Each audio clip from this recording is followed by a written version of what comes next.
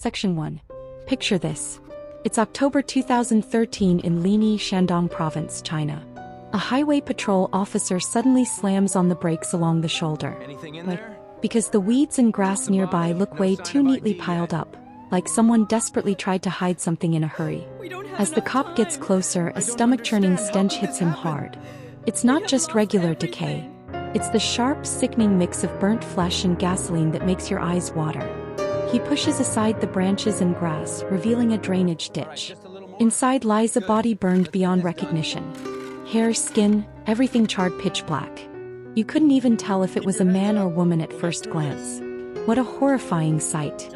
A few personal items at the scene cracked the case open, especially a half-burned ID card. The face was gone, but part of the name Yuan and an address survived. Police traced it and found it belonged to a 29-year-old man named Zhou. It matched perfectly. They headed straight to his home and showed his wife the watch, car keys, and photos. She collapsed on the spot, sobbing, "That's my husband. Is he dead?" That's how they confirmed the victim's identity. Zhou was an ordinary guy who worked on plumbing, electrical, and heating installations. According to his wife, 8 days earlier on October 15th, he left home saying he had a construction job out of town. But after that morning, total radio silence. No calls, no texts. Investigators mapped his last movements and realized the distance was insane. Over 600 miles from his home to the body dump site. That's like driving non-stop from New York to Cleveland without a break. 11 hours minimum. No way he made that in one day by car. So they checked trains. No direct line to Linyi, but security footage at the nearest station, Tingzhou East, caught Zhou arriving after a 4 or 5 hour ride. He stepped out and climbed into a waiting car. Not a taxi. Someone clearly picked him up. The driver's face showed up clear on CCTV. A 28-year-old woman named Zhang Wen. We'll call her Zhang for short. Now the big question hits you. Why would a married man lie to his wife about a job, travel hundreds of miles, and meet this woman? It didn't feel like a casual meetup at all. Zhang lived a quiet life in a small village in Shandong. She was a stay-at-home mom with a husband named Dai, a year older than her, and their 5-year-old son. Neighbors described her as hardworking, quiet, and reliable. 2 years earlier, the couple had landed a small construction supervision gig that finally gave them some financial breathing room. Dai ran the site and Zhang handled logistics and odds and ends. They worked together like a perfect team, bringing in decent money and enjoying stable days. Then one day a stranger showed up at the site looking for work. He wasn't local, struggling to find jobs, and begged them, saying he had a family to feed. That man was Zhou. The couple took pity on him and offered him a spot on their crew. The three of them quickly grew close. They got along great, shared drinks after work, the whole thing. Since Zhou was far from home and living alone, Dai and Zhang looked out for him like family. They'd invite him for meals, help with daily stuff. Even Dai's mom sent over homemade side dishes. By early 2013, the project wrapped up. Zhou headed back to his hometown and the couple returned to normal life. But later that same year in August, tragedy struck out of nowhere. Dai drank pesticide at home and took his own life. The family was stunned.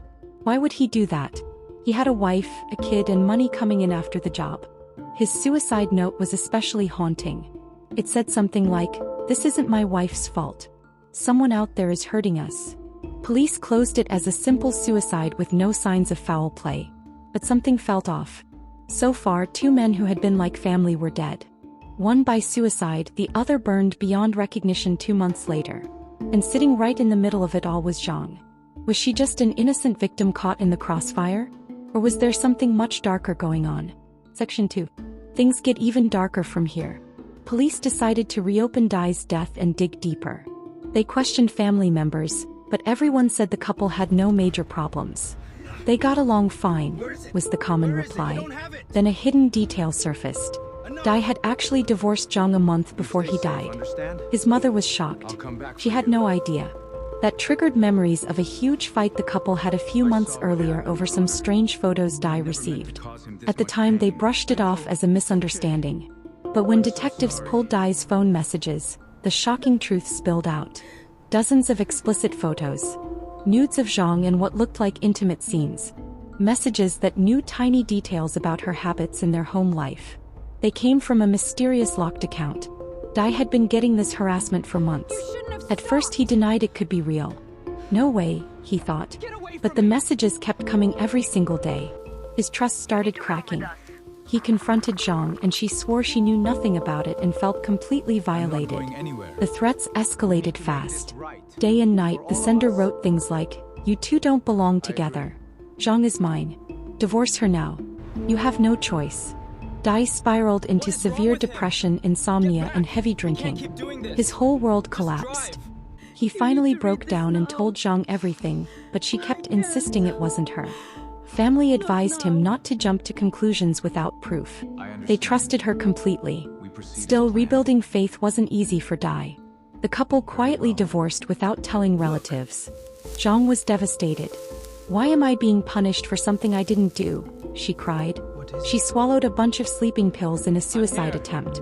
Doctors saved her, but even while fighting for her life, she begged Dai, "Please believe me." Guilt hit Dai hard.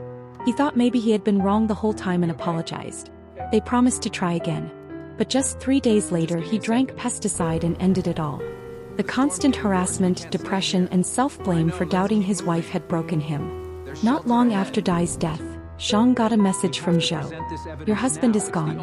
A woman alone has no one to lean on. Come to me." That's when the pieces clicked. The photos were all crude fakes.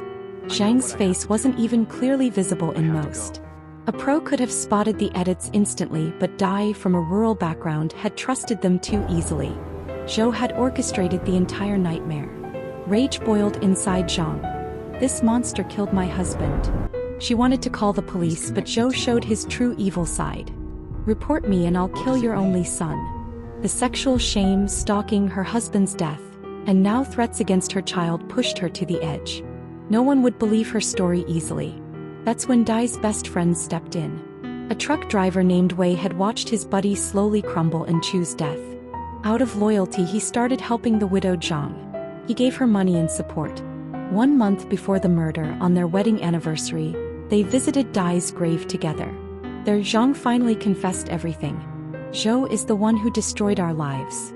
Wei was stunned, then furious. He vowed to deliver justice for his dead friend. Zhang agreed. The two planned to kill Zhou. They bought weapons and scouted remote dump spots. Everything was set. Now the real revenge was about to begin. Zhou, clueless and excited, headed to the meeting thinking Zhang had finally given in. As he climbed into the car, what happened next would change everything. Would their plan go perfectly, or would something go wrong at the last second? Section 3. October 15, 2013. Zhou takes the long train ride and arrives at the meeting spot buzzing with anticipation. Zhang is waiting with the car. He thinks, "Finally, she's mine." But hidden in the back seat is Wei, crouched low. Zhou gets in and Zhang casually says, "Thanks for coming all this way," and offers him a drink. It was laced with sleeping pills, but Zhou refuses. The plan hits a snag right away.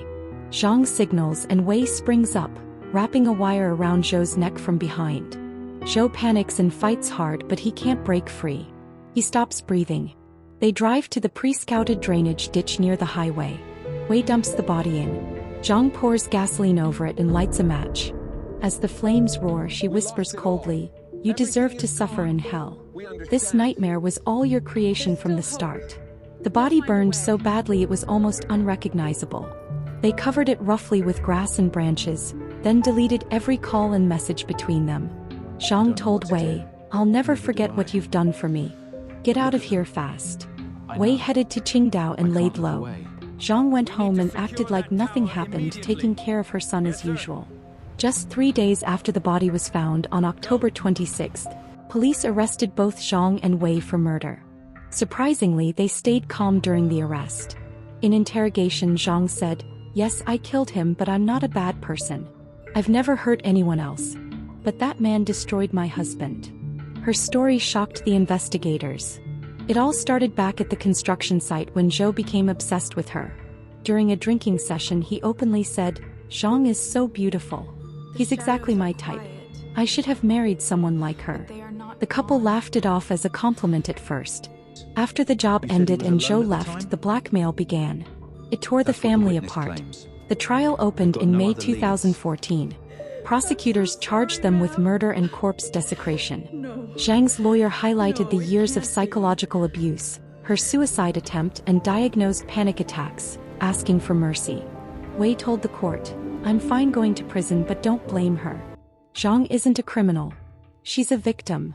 The judges weighed the complicated emotions and messy background. They sentenced both to death with a 2-year suspension. If they behaved well in prison, it could be reduced to life imprisonment. The verdict noted that the line between perpetrator and victim was blurry here.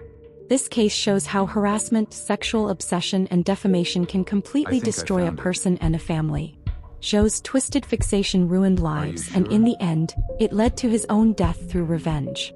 I don't usually side with killers, but the story naturally centers on Zhang's pain. At the same time, it's hard not to wonder how anyone could fall for such obvious fake photos. What would you have done in that situation? How do you even begin to fight back when the boundary between right and wrong gets this twisted? This one leaves you with a lot to think about. Thanks for listening all the way through.